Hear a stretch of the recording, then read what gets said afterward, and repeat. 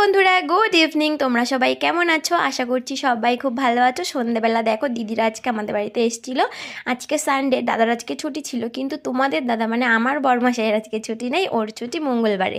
তো দেখো আসার সময় বলেছিলাম একটু খাবার দাবার নিয়ে এসো, কারণ দিদিরা আজকে বলেছিল আসবে, তাই জন্য। তো দেখো যেমন কথা তেমন কাজ, ওর মানে খাবার দাবার অনেক নিয়ে এসেছিলো। তো এখানে মোমো নিয়ে এসেছিলো, চিকেন নিয়ে এসেছিলো, কিন্তু এগুলো আমার বাড়িতে ফ্রাই করতে হবে। আর এত শক্ত, দেখতেই পাচ্ছ আমি ভাঙতে পারছি না, কারণ এগুলো না সব ফ্রোজেন, মানে বরফ হয়েছিল পুরো একেবারে। তো অনেকক্ষণ ওয়েট করার পরে একটু ঠিকঠাক হলো, তারপরে আমি এখন তেলের উপরে দিয়ে ভাজবো। তেলটা অনেকক্ষণ আগেই গরম বসিয়ে দিয়েছিলাম।